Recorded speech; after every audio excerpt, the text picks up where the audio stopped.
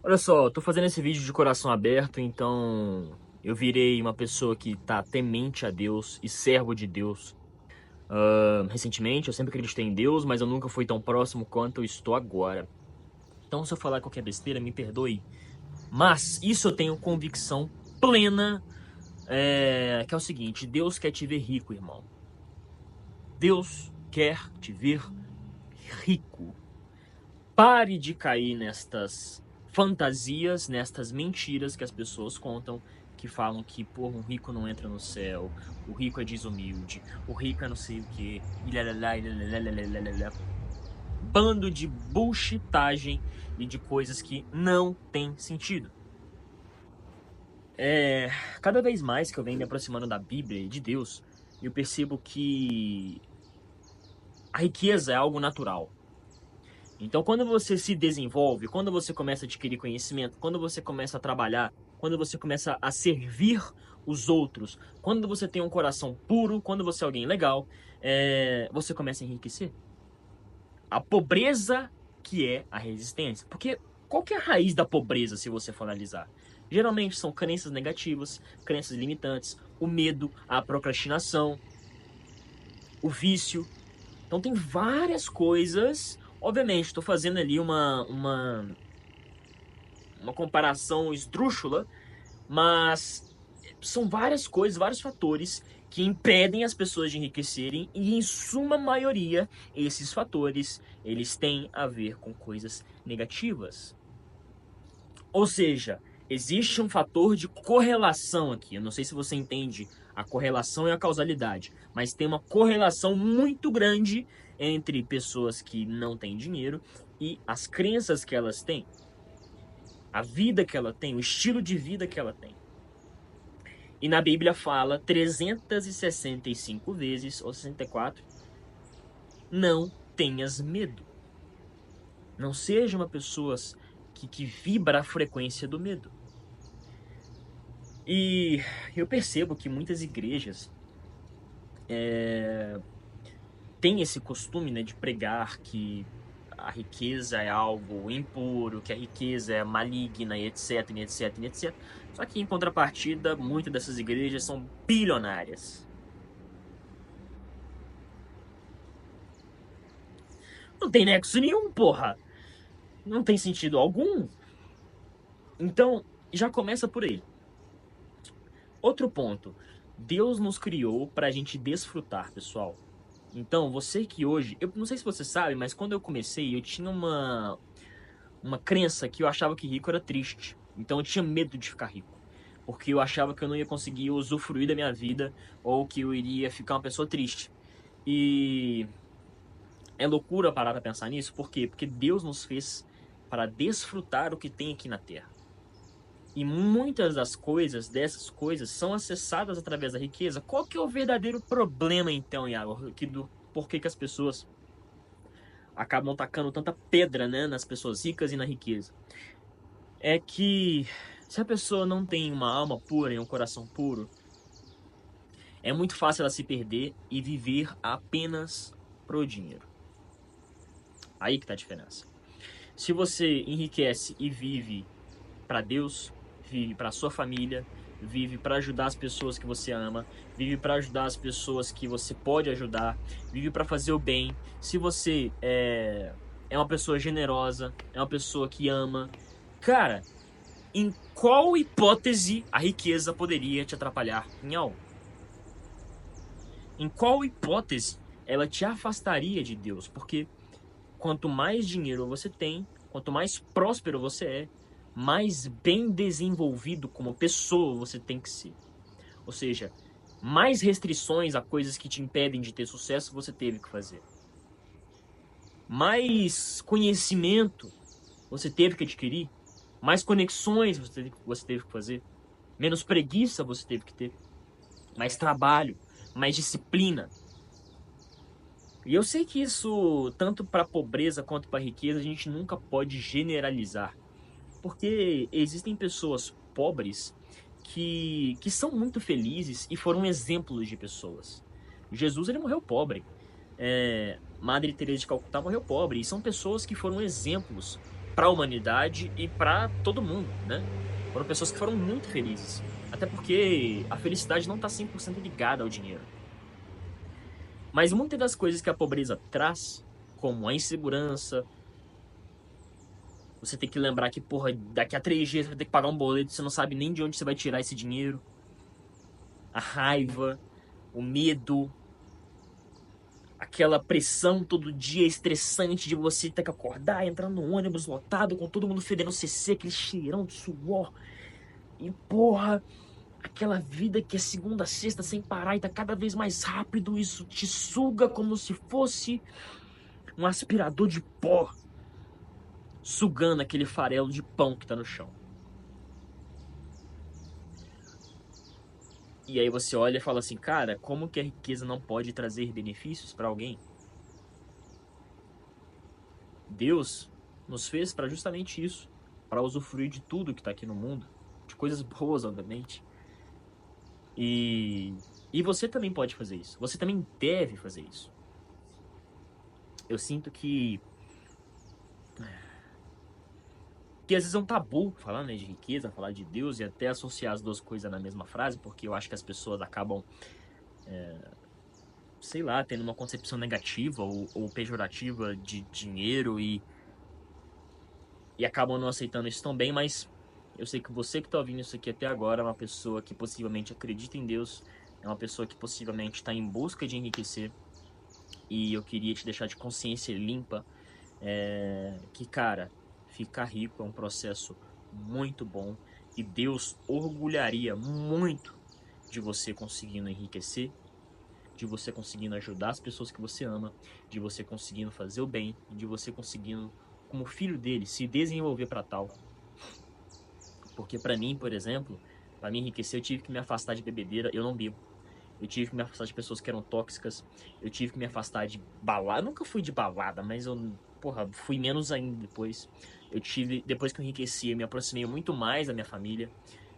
Me aproximei muito mais de Deus também, porque eu percebi que não só nas coisas materiais se encontrava a felicidade, mas também em Deus. E eu só consegui ter esse nível de consciência depois que eu saí do estágio zero. E qual que é o estágio zero? O estágio da pobreza. O estágio que eu falei com vocês, que você tá ali naquela pressão de pagar as contas diariamente e parece que a vida te coloca uma viseira assim, igual de cachorro quando tá castrado, sabe? Você tem um negócio assim, ó, e você não consegue olhar pros lados e falar assim, caralho, olha quanta beleza que existe no mundo.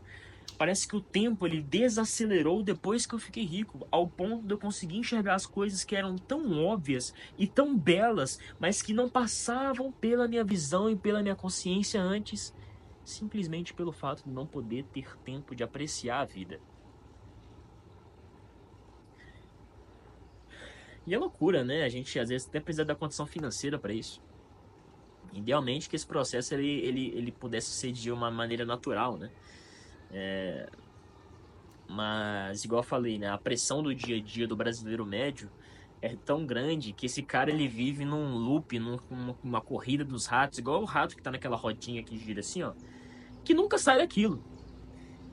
E ele sim vai precisar de muitas das vezes de ter um sossego financeiro para pelo menos ele começar a pensar em outras coisas que compõem a vida. É a pirâmide de Maslow. Eu não sei se você já ouviu falar disso, mas aqui, ó, deixa eu pesquisar aqui para vocês para encerrar esse vídeo com chave de ouro. Tá passando um ônibus ali, ó. Pirâmide. Não é pirâmide de coisa errada, não, tá, pessoal? Mas aqui, ó, basicamente, ó, a gente tem a base da pirâmide, que são coisas que pra gente é o básico, a gente precisa disso, que é coisas filosóficas não, foi mal, de fisiologia, que são coisas relacionadas ao próprio corpo mesmo, né? Então, cara, aqui tem respiração, comida, água, sexo, sono. Então, se você não tem comida, você não consegue nem pensar no seu propósito, não consegue nem pensar em felicidade, não tem porra nenhuma, irmão. Você fica irritado.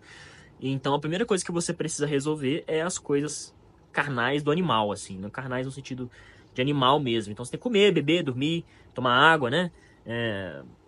Se exercitar. Então, porra, é o mínimo. Depois, tem a segurança, que é o próximo nível, né? Então, é a segurança do corpo, do emprego, dos recursos. aqui, ó, geralmente aqui, a maioria das pessoas são presas aqui, ó, nessas duas. O cara não tem segurança do emprego, não tem segurança de recurso, e fica preso ali. A próxima, quanto maior é a sua subida, em tese, mais propósito a sua vida tem e mais feliz também você é. A próximo nível da pirâmide é o amor e o relacionamento. Então aqui, você já saiu da fase animal, você saiu da fase de segurança, agora você está indo para a fase do amor e relacionamento. Você já começa a buscar amizade, família, intimidade sexual, então várias outras coisas que estão além das preocupações mais básicas de um ser humano, como comer, né? Tipo, você precisa de comida. E infelizmente, às vezes nem todo mundo tem acesso a comida, né? Hoje em dia, até no século XXI, a gente não conseguiu ainda resolver esse problema que é, porra, gigantesco, né? Depois a gente tem estima, que é a fase da estima. Então você já ouviu a palavra autoestima? Ela vem daqui.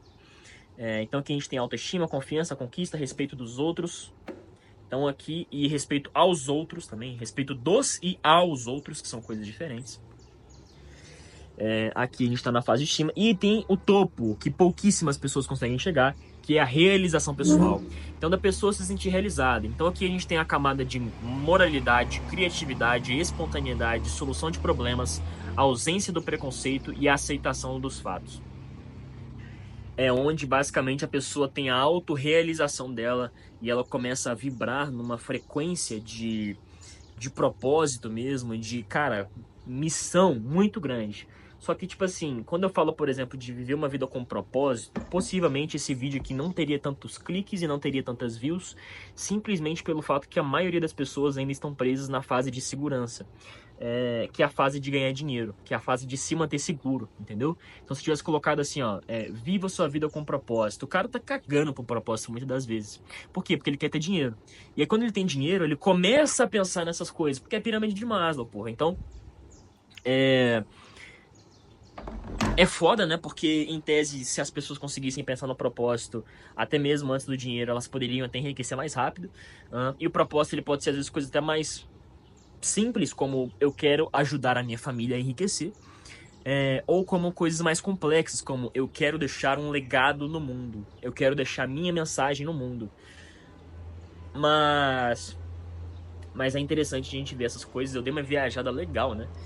Eu tava falando de Deus ali atrás, mas tudo se conecta no final das contas. E eu acredito, então, se você hoje está buscando enriquecer, continue fazendo isso, continue e coloque Deus também nesse processo, porque com certeza ele vai te ajudar, ele vai te guiar nesse caminho. Busque ser uma pessoa melhor, busque ser uma pessoa que vibre esse propósito seu. Então, quando eu sempre falo do motivo maior, né, eu sempre falei isso em alguns vídeos meus, em várias séries minhas, em vários eventos, na FNM, na BigQuest, que são os meus infoprodutos, eu também sempre falo de ter esse motivo maior. E esse motivo maior ele pode ir mudando ao longo do tempo. Então, quando eu comecei, eu tinha um motivo maior de ajudar minha família. Eu queria ajudar minha família a conseguir pagar as contas de casa. Por quê? Porque eu sabia o estresse que gerava a falta de dinheiro. E depois que eu consegui fazer isso, eu fui buscando outros motivos, que era seja aproximar mais da minha família, conhecer eles com maior intimidade. Então, por exemplo, essa semana eu fiz um podcast com os meus avós. Eu nunca tinha parado para pensar nisso. E com certeza, se eu tivesse às vezes preso na correria, não teria parado para sacar isso. É um podcast que eu não vou publicar, obviamente. Mas eu conheci a história deles, eu aprofundei muito mais na sabedoria que eles têm. Então, meu avô, por exemplo, e minha avó, eles têm 55 anos de casado. Porra, meu avô sabe como construir uma família e como manter um casamento. Ele sabe como ter um relacionamento duradouro. Ele sabe como chegar aos quase 80 anos de idade com saúde e com lucidez. Então, eu que sou porra de um jovem de 20 anos de idade, eu me coloquei na posição de aprendiz e falei assim, eu quero aprender com você. Me ensina, me dê sabedoria. Porque roubar tempo de vida é isso, pessoal. Você perguntar para as pessoas que têm mais sabedoria que você, mais conhecimento que você, é você roubar tempo de vida delas. E não necessariamente isso só tem a ver com a idade, tá? Às vezes uma pessoa pode ser mais nova que você, pode ter mais conhecimento, você pode roubar tempo de vida dela. Porque ela também deve ter roubado tempo de vida de outras pessoas. No meu caso, eu sempre roubei tempo de vida dos outros. Eu chegava, por exemplo, meu avô, falou assim, pô, meu avô precisou viver 55 anos de casamento, de relacionamento, para construir uma família, etc., para eu chegar e em 1 hora absorver os maiores aprendizados dele e não errar naquilo, ou errar menos naquilo. Então eu amo fazer isso e eu acho que isso acelera o meu processo de crescimento em 1000x, né? Então é isso, pessoal. Lembrem-se, Deus quer te ver feliz, Deus quer te ver desfrutando das coisas, não quer te ver preocupado se você vai ter dinheiro para pagar o boleto no final do mês. Então desfrute, coma das melhores comidas, tenha as melhores experiências, conheça o mundo, proporcione isso para sua família, seja feliz, seja uma pessoa humilde, seja uma pessoa alegre, que no final das contas a conta fecha. É isso. Se inscreva nesse canal aqui. É um canal secundário. Então, tô querendo subir ele para ter mais inscritos e a gente conseguir espalhar essa mensagem para ainda mais pessoas. Valeu.